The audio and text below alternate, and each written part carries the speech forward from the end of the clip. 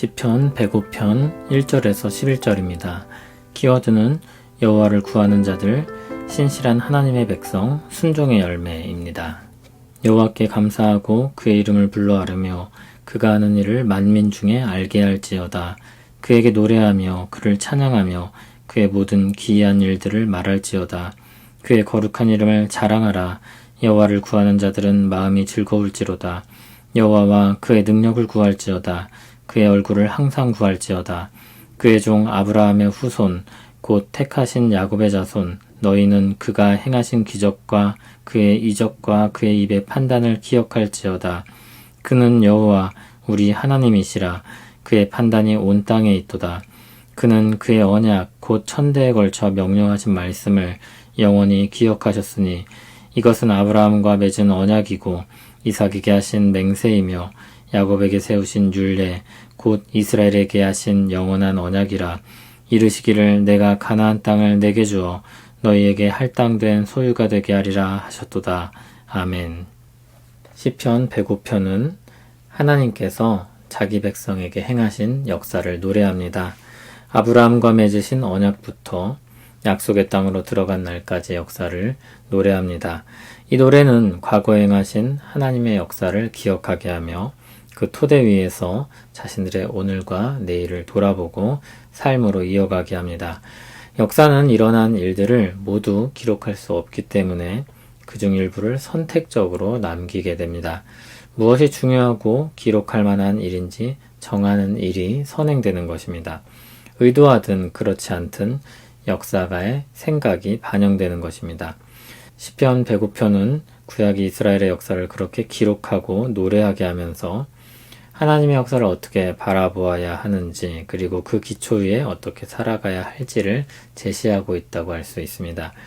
1절은 하나님을 향한 감사의 고백으로 시작합니다.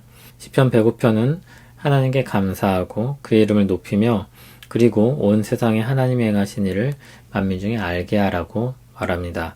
하나님을 향해서는 감사의 찬송으로 영광을 돌리고 세상을 향해서는 하나님의 역사를 선포하는 것입니다. 하나님께 노래하고 찬양하며 하나님이 행하신 모든 놀라운 일들을 말하고 하나님의 거룩한 이름을 자랑하라고 했습니다. 그것은 여호와를 구하는 자들에게 즐거운 일입니다. 하나님께 감사하며 예배하길 원하는 사람들에게 찬송은 즐거운 일이 아닐 수 없습니다. 또한 하나님을 찬송하는 이들은 하나님과 그의 능력을 구할 것입니다. 하나님이 능력으로 도우실 것을 기대하기 때문입니다. 또한 그것이 필요하기 때문입니다. 여호와를 구하는 자는 5절 6절에서 아브라함의 후손 택하신 야곱의 자손으로 불립니다. 하나님이 불러내어 언약을 맺으신 아브라함의 후손이며 택하여 나라가 되게 하신 야곱의 후손들이 여호와를 구하는 자들입니다. 그들은 하나님의 놀라운 일들과 그의 입의 판단을 기억해야 합니다. 여호와 하나님이 누구십니까? 그는 하나님의 백성의 하나님입니다. 그의 판단은 온 땅에 있습니다. 하나님의 판단이 온 땅에 있다는 것은 하나님께서 온 세상을 판단하고 심판하시는 주권자라는 의미입니다. 그 하나님께서 백성들과 언약을 맺으셨습니다. 천대에 걸쳐 명령하신 말씀을 영원히 기억하셨다고 했습니다. 8절에 천대와 영원은 의미상 동의어입니다. 아브라함과 이삭과 야곱을 통해 맺으신 언약이 영원하다는 것입니다. 그것이 영원한 이유는 그 언약을 맺으시는 하나님이 영원히 성실하시기 때문입니다. 하나님은 자기 백성에게 가나안 땅을 주어 그들에게 할당된 소유, 즉 기업이 되게 하리라고 말씀하셨습니다. 하나님이 자기 백성과 언약을 맺으시고 그 언약을 신실하게 지켜가십니다. 온 세상의 주권자의 능력으로 하나님의 말씀을 이루십니다. 하나님은 자신이 맺으신 언약을 신실하게 지키십니다. 시편 105편은 신실하신 하나님의 역사에 대해 노래하며 그 기초 위에 하나님의 백성들이 서게 합니다.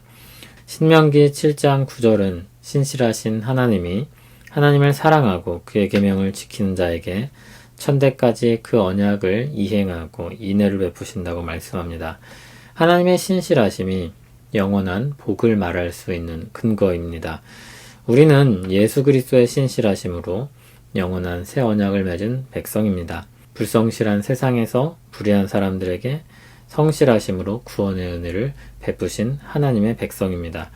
우리는 비록 신실하지 않지만 우리는 주님의 신실하심으로 말미암아 복을 누립니다. 우리가 얻은 구원은 신실하신 하나님이 베푸신 선물입니다. 우리가 구원의 확신을 이야기할 때는 언제나 우리 자신이 아니라 우리에게 은혜를 베푸시고 신실하게 역사하시는 하나님께 그 근거를 두고 말하는 것입니다.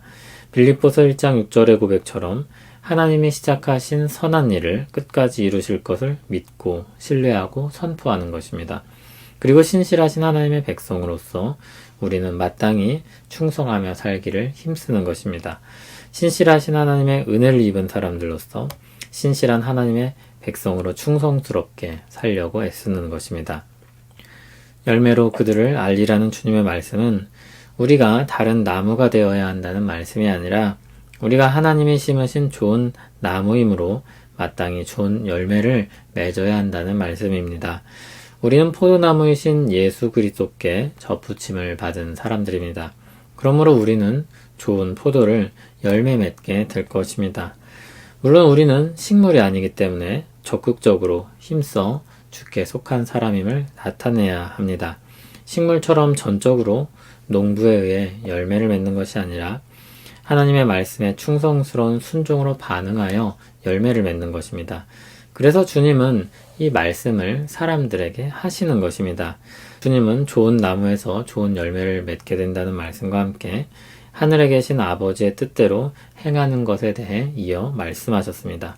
신실하신 하나님의 백성으로서 성실하고 충성스럽기를 바랍니다. 전인격적으로 반응해야 할 것입니다. 하나님의 말씀을 배우고 알아가며 우리를 향해 사랑으로 전하신 그 말씀을 사랑하고 의지를 들여 순종하는 것입니다. 의지를 드린다는 것은 노력하고 시행착오를 경험하는 것을 포함합니다. 그리스도의 은혜로 구원받은 사람의 신앙은 결코 수동적일 수만은 없습니다. 그래서 야고보서에서는 행함이 없는 믿음을 죽은 것이라고 했습니다. 심장이 뛰면 생명을 가진 사람의 반응과 활동이 있듯이 믿음이 있으면 그에 따른 변화와 열매가 따르는 것입니다. 성실한 순종을 통해 우리 삶의 열매가 더 풍성하기를 소원합니다. 우리를 신실한 사랑으로 구원하신 주님을 찬송합니다. 우리는 여전히 불성실한 사람들이었으나 우리를 사랑하시는 주의 신실하심으로 우리가 구원의 선물을 받았습니다. 주여, 우리가 그 사랑을 듣고 깨닫고 알았으니 우리도 신실한 사랑을 가지고 살아가기를 원합니다. 변화와 성숙이 우리 안에 일어나기를 간절히 소원합니다. 열매 맺는 삶이 되기를 원하오니 오늘도 우리를 이끌어 주시옵소서. 예수님 이름으로 기도합니다.